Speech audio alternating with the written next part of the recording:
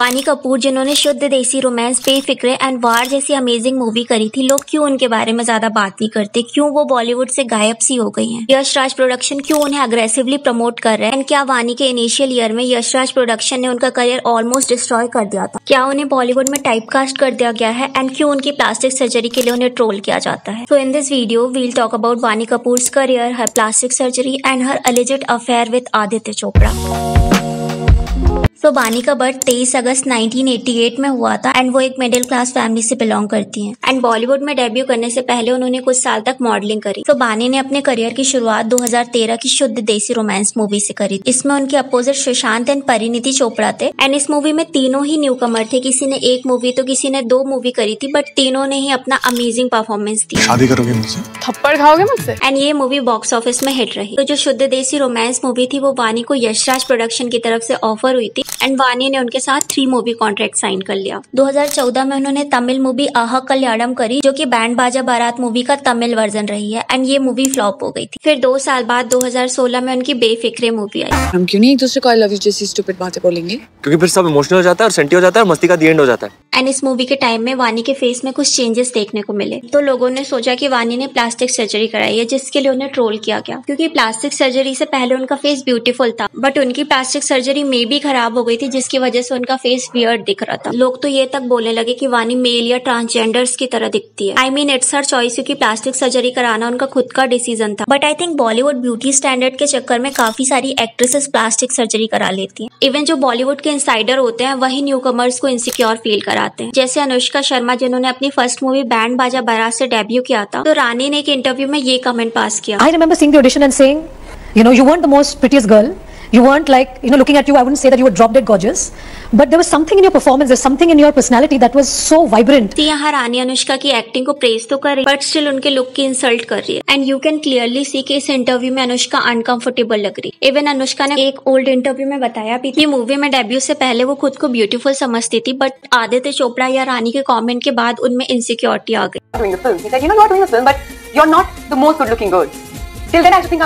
तो वानी ने भी यश राज फिल्म से ही डेब्यू किया था, तो ये क्वेश्चनेबल था कि उन्होंने अपनी 3rd मूवी में क्यों प्लास्टिक सर्जरी करा ली। तो जैसे कि मैंने बताया था कि वानी की सर्जरी के लिए उन्हें क्रिटिसाइज किया गया था, क्योंकि वो सर्जरी के बाद वियर्ड लग रही थी। इसके बाद वानी ने अपनी सर्जरी को करेक्ट कराया एंड अब वो नॉर्मल लगती है, बट स्टिल काफी लोग उन्हें अभी भी प्लास्टिक डॉल बोलते हैं। तो बेफिक्रे मूवी के 3 साल बाद 2019 में उनकी वार मूवी आई, जिसमें उनके अपोजिट ऋतिक रोशन थे। हालांकि इस मूवी में उनका इतना ज्यादा स्क्रीन टाइम नहीं था, उनका एक स्मॉल रोल था, बट जितना भी था वो इम्पैक्टफुल था। एंड जो घुंघरू सॉन्ग था उसके लिए ऋतिक के डांस स्टेप को अप्रिशिएट किया गया था, साथ ही साथ वानी को भी प्रेज किया गया था।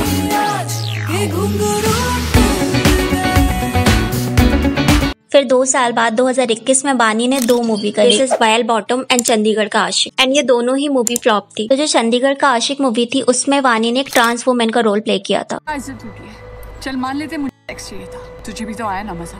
और अगर नॉर्मल चाहिए, नॉर्मल लड़की के साथ चाहिए, तो जा यहाँ क्यों आया? जिसकी वजह से काफी सारी ऑडियंस के माइंड में उनकी वैसी पर्सनैलिटी बन गई। काफी सारे मैंने कमेंट देखे जिसमें लोग ये बोल रहे थे कि चंडीगढ़ के आशिक मूवी के बाद वानी को हम फेमिनिन वुमेन के रूप में नहीं देखते, बट वो तो वानी का सिर्फ एक रोल था। किसी एक्टर की मूवी के कैरेक्टर के बेस पे हम उन्हें रियल लाइफ में जज नहीं कर सकते। अच्छा, काफी सारी ऑडियंस का ये भी कहना है कि वानी के जो बॉडी फीचर्स है वो मेल जैसे लगते हैं। I don't think so. What I thought, late me know in a comment. फिर 2022 में वानी ने समसेरा मूवी करी, वो भी फ्लॉप थी। एंड 2024 में वानी की खेल खेल मूवी आई, जो की मल्टी स्टारर थी एंड वो भी फ्लॉप थी। तो जो खेल खेल मूवी थी ना, उसकी स्टोरी लाइन अच्छी थी। This movie is about 3 married couple जो कि एक गेम खेलते हैं। गेम ऐसा था कि किसी के फोन में कॉल या मैसेजेस आते हैं तो सब मिलके चेक करेंगे, एंड जिसके बाद सबके dirty and dark secret reveal होते हैं। किसको खेलना है ये मनुष्य गेम? बोलो।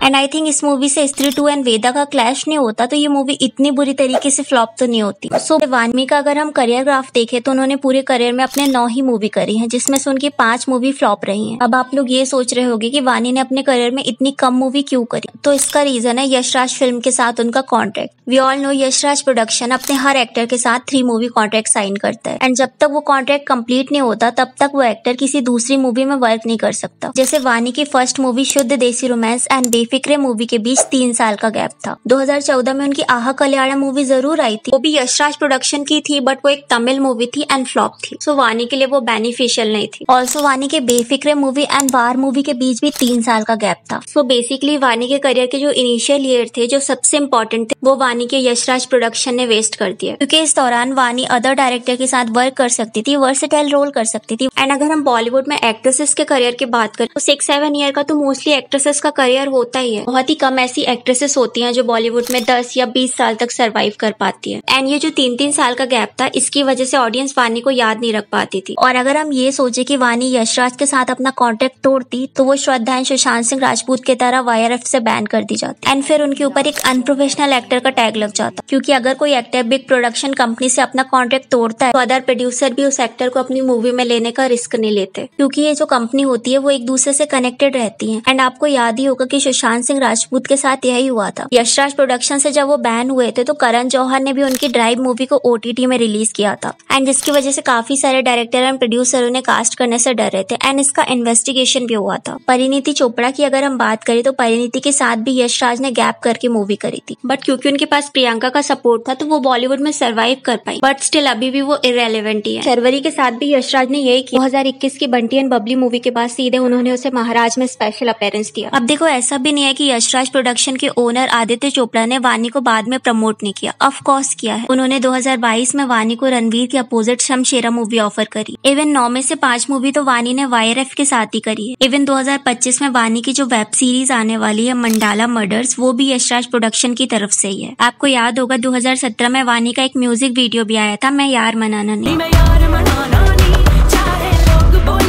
वो भी यशराज फिल्म ने ही प्रोड्यूस किया था। एंड इतनी कम मूवी करने के बाद भी वानी ने अक्षय कुमार एंड आयुष्मान खुराना जैसे बिग एक्टर के साथ बिग बजट की मूवी में वर्क किया है। सो आई थिंक यशराज अपनी मिस्टेक को ठीक करने के लिए वानी का नाम बिग प्रोडक्शन हाउस को रिकमेंड कर रहे हैं। तो इन्हीं सब चीजों की वजह से ऑडियंस ने ये अजम्पशन बनाना स्टार्ट कर दिया कि आदित्य चोपड़ा एंड वानी का अफेयर है। इवन इंटरनेट में आपको काफी सारे आर्टिकल मिलेंगे जिसमें वानी एंड आदित्य के अफेयर के बारे में बात की गई, बट स्टिल ये रूमर्स वेरीफाई नहीं है एंड ये सिर्फ कुछ न्यूज चैनल एंड लोगों के अजम्पशन। अब ये अजम्पशन इसीलिए भी बनाए गए क्योंकि आदित्य चोपड़ा की रिलेशन को लेके एक अच्छी इमेज नहीं रही है, क्योंकि आदित्य चोपड़ा जब मैरिड थे, उनके बच्चे थे, तब भी वो रानी को डेट कर रहे थे। एंड आदित्य चोपड़ा की वाइफ रानी की बेस्ट फ्रेंड भी थी। So basically Aditya Chopra and Rani ने चीट किया। सो इस वजह से ऑडियंस डाउट में रहती है कि क्यों आदित्य चोपड़ा वानी को इतने अग्रेसिवली प्रमोट कर रहे हैं। और अगर हम वानी की एक्टिंग की बात करें तो वानी की एक्टिंग एवरेज है। उनकी एक्टिंग को ना हम बैड में कंसिडर कर सकते हैं, ना ही आउटस्टैंडिंग में। बट यस, चंडीगढ़ की आशिक मूवी में उन्होंने अमेजिंग एक्टिंग करी थी, बट स्टिल काफी सारे नेपोकिड्स से उनकी एक्टिंग 100 टाइम्स बेटर है। ऑल्सो वानी का PR भी इतना एक्टिव नहीं है, क्योंकि हमें कभी भी उनके इंटरव्यूज, न्यूज या आर्टिकल्स देखने को नहीं मिलते। जबकि मोस्टली एक्ट्रेसेस की मूवीज नहीं भी आती हैं तो वो इंटरव्यूज, कंट्रोवर्सी या आर्टिकल्स के थ्रू लाइट में बनी रहती है। बट वानी ना तो अपने सोशल मीडिया में ज्यादा एक्टिव रहती है, ना ही उनके इंटरव्यूज या पॉडकास्ट हमें देखने को मिलते हैं। एंड जिसकी वजह से काफी सारी ऑडियंस को तो वो याद भी नहीं है। कहने को तो सोशल मीडिया में उनके 7.9 मिलियन फॉलोअर्स है, बट उनका ऑडियंस एंगेजमेंट काफी कम। इतने ज्यादा फॉलोअर्स में उनके सिर्फ 60 से 70 हजार लाइक्स आते हैं, कमेंट्स भी उनके बहुत कम आते हैं। सो वानी को अगर बॉलीवुड में सर्वाइव करना है तो उन्हें अपना PR गेम भी इम्प्रूव करने की जरूरत है। ऑल्सो वानी की अगर हम 2025 की आने वाली मूवीज की बात करें तो उनके पास 5 मूवी के ऑफर है, जैसे बदतमीज किल जिसमें उनके अपोजिट अपार शक्ति खुराना है। सेकंड मूवी उनकी रेड 2 है जिसमें उनके अपोजिट अजय देवगन एंड रितेश देशमुख है। अबीर गुलाल जो कि एक मल्टी स्टारर मूवी है। इसके अलावा उनकी एक और मूवी है सर्वगुण संपन्न। ऑल्सो मैंने बताया था मंडाला मर्डर्स जो कि एक वेब सीरीज है एंड इसकी शूटिंग भी स्टार्ट हो गई। तो वानी के पास काफी अच्छे प्रोजेक्ट है जिससे वो खुद को प्रूव कर सकती है, क्योंकि एक ही साथ 5 मूवी मिलना बहुत बड़ी बात होती है। एंड वानी ने अपने पूरे करियर में 1 साल में कभी भी इतनी सारी मूवी नहीं करी। एंड आई थिंक किसी भी एक्टर को सिर्फ एक मौका चाहिए होता है वायरल होने का। जैसे तृप्ति को मिला एनिमल से, कियारा आडवाणी को मिला कबीर सिंह से, एंड अभी सानिया मल्होत्रा को मिस्टर्स मूवी से मिला। So Vaani is talented and I wish कि 2025 का ईयर उनके लिए लकी रहे। So what are your thought about Vaani Kapoor? Let me know in a comment. And Parineeti Chopra के करियर एंड डाउनफॉल के बारे में जानने के लिए इस वीडियो को क्लिक करें।